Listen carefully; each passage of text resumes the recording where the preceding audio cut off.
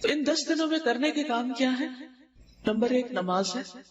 نماز تو ہم ہر روز پڑھتے ہیں، پھر خاص طور پر ان دنوں کی نماز عام دنوں کی نماز سے فضیلت کے اعتبار سے زیادہ بہتر ہے، یعنی آپ کو زیادہ ثواب ملے گا. اول وقت میں نماز ادا کریں، خشوع و خضوع کے ساتھ، شوق اور ذوق کے ساتھ. ہر رکعت میں مختلف سورتیں پڑھیں، اشراق اور چاشت کے نوافل پڑھیں، یعنی لازم کر لیں. اگر عام دنوں میں آپ کو عادت نہیں تو ان دنوں میں لازم کر لیں. یہ مواقع آتے ہی اس لیے تاکہ جن نیک کاموں میں ہم پیچھے رہتے جا رہے ہیں ان میں ہم مزید کوشش کر کے اچھی اچھی عادات ڈال لیں. پھر تہجد میں طویل قرات کرنا، اگر آپ کو صورتیں یاد ہیں، یا دیکھ کے پڑھنا. مردوں کا جماعت کے ساتھ نماز ادا کرنا. نماز کے بعد دوسرا اہم کام روزہ ہے. 9 ذی الحج کا روزہ رکھنا خصوصی طور پر، کیونکہ وہ 2 سال کے گناہوں کی معافی کا ذریعہ ہے. اس کے علاوہ بھی اگر ہو سکے تو پورا عشرہ جو ہے 10ویں دن تو خرید ہوگی، لیکن 9 دن اگر سارے روزے رکھ لیں تو بہت ہی اچھے ہیں، کیونکہ ان روزوں کا ثواب عام دنوں کے روزوں سے زیادہ ہوگا. اور اس میں آپ قضا کی نیت سے بھی رکھ سکتے ہیں سوائے 9 کے، کیونکہ 9 تاریخ کا روزہ تو مسنون روزہ ہے، وہ تو اسی دن کی نیت سے رکھنا ہوگا. پہلے 8 روزے اگر آپ کے پچھلے کوئی قضا رہتے ہیں تو ان کو بھی پورا کر سکتے ہیں. اسی طرح قرآن مجید کے ساتھ شغف، میک شور کہ عام دنوں سے زیادہ پڑھنا ہے، ٹھیک ہے، چاہے ایک صفحہ ہی زیادہ کیوں نہ پڑھے.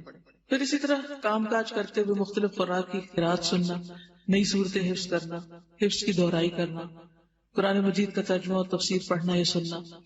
پھر ذکر ہے، تحلیل، تکبیر اور تحمید کا اہتمام، صبح شام کے اذکار کی پابندی، استغفار اور ذکر کی کثرت، درود شریف پڑھنا، مقبول اوقات میں دعائیں مانگنا، خصوصاً عرفہ کے دن.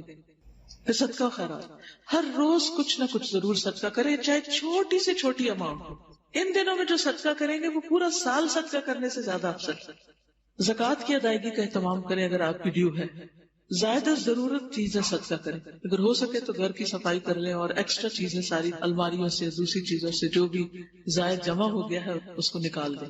کوئی پسندیدہ ترین چیز بھی اللہ کی راہ میں دیں، یعنی ویسے تو آپ دیں ہی لیکن کوئی ایک چیز جو آپ کو اچھی لگتی ہو.